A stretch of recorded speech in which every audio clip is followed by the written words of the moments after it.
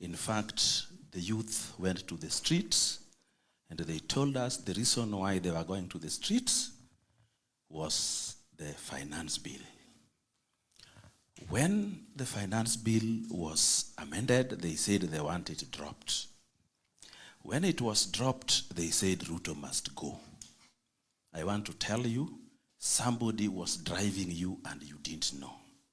Mark Twain once said, it is easy to fool people, but it is difficult to convince them that they have been fooled. I've been struggling to convince you that some people fooled you. I listened on 24th June evening when Rigathi Gachagua spoke from Mombasa. And he was telling us that those GenZs have no leadership, they have no tribe, they have no political party. Where were the GenZs to say this by themselves? When Raila Odinga suggested that now we have intergenerational conclave, all the way from America, Rigathi Gachagua told us they will not sit in that. Where were the GenZs to tell us that themselves? When don't interrupt. You will have time, you will have time. Let me tell you one thing. We have been talking like President William Ruto is a devil that should be our manifesto of going home.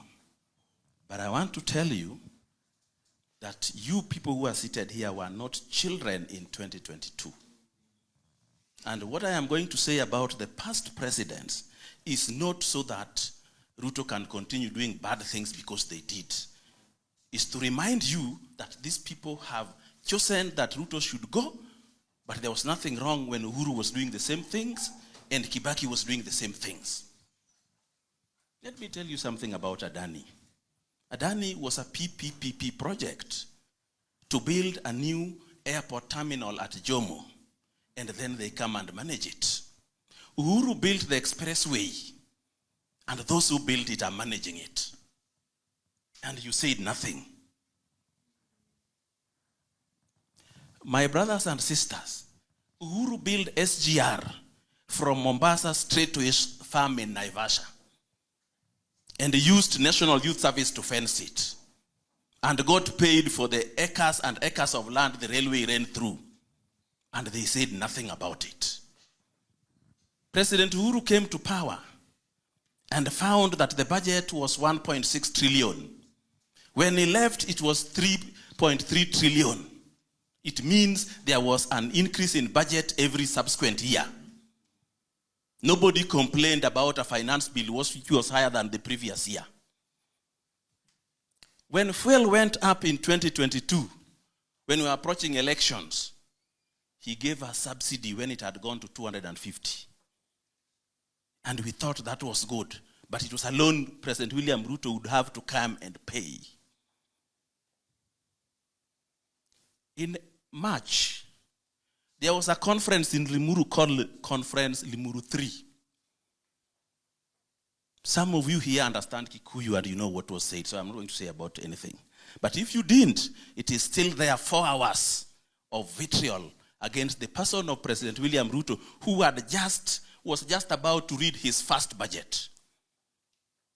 And the speaker after speaker said, if we take this power, no non-Kikuyu will take it again. It is still there. Let me tell you, in this world we live in, propaganda controls us by first controlling the media.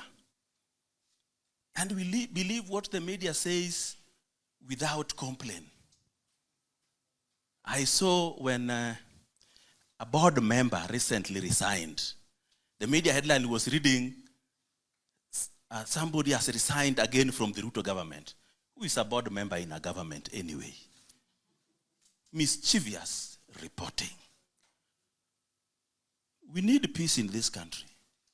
And Kenya is a country full of resources, which we must share equitably and equally, all of us, including the very leadership positions. If I would ask you, other than the rhetoric that corrupt, and you cannot put anything on the table. During Kibaki, we had corruption that had names, even baptism names also. We had Anglo-leasing. During Uhuru, we had the Eurobond, had names. Since Ruto became to power, we are yet to reach a serious corruption which has a name that we can talk about.